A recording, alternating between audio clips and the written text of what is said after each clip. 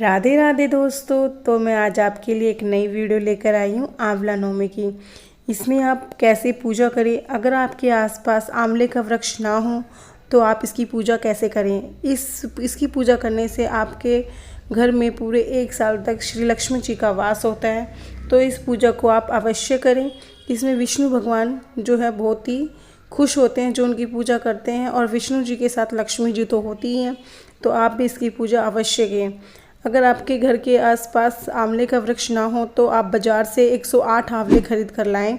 उसे रात्रि में ही लाकर धोकर रख लें और सुबह से जल्दी उठकर अपने घर की साफ़ सफाई करें। उसके बाद नहा धोकर एक थाली या परात के अंदर दिया प्रज्वलित करें। दिया प्रज्वलित कर कर आपके जो भी वस्त्र दान करना हो वो वस्त्र रखें, कुछ पैसे रखें और दीप धूप फल फूल जो पूजा सामग्री होती है वो उनको रखें, और उसमें 108 बार आंवले के उस थाली के चक्कर लगाकर एक एक आंवला उसके अंदर रखते जाएं।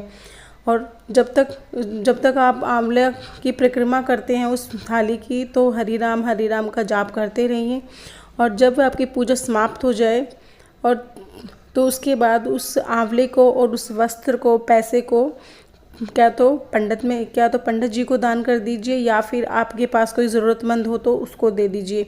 अगर कोई भी ना हो तो अपने घर के बड़े बुजुर्ग को दे दीजिए। पूजा करने के बाद आपको आंवला नवमी की कथा सुननी चाहिए। इसके सुनने से आपको बहुत ज़्यादा लाभ मिलता है, वरना आपकी पूजा अधूरी रहेगी।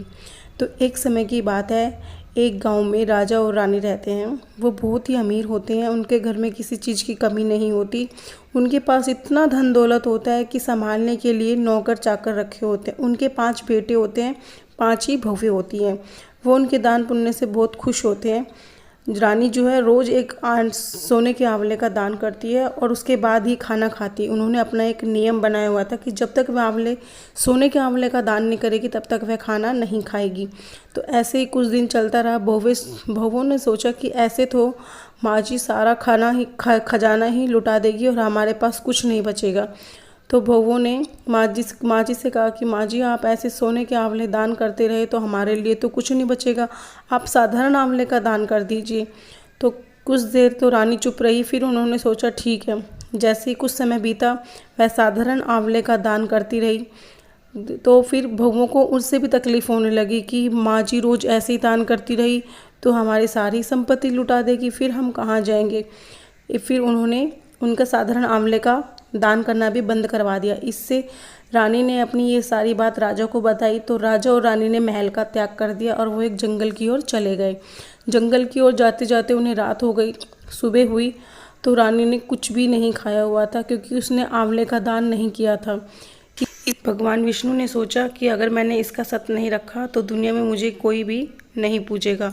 तो उन्होंने उनको दर्शन दिए। उन्होंने कहा कि आप उठिए, मैंने आपके लिए सोने के आंवले का पेड़ लगाया है और अब से आप रोज़ एक सोने के आंवला दान कर सकती है। तो रानी ने जल्दी ही उठकर सोने के आंवले का दान किया और उसके बाद खाना खाया।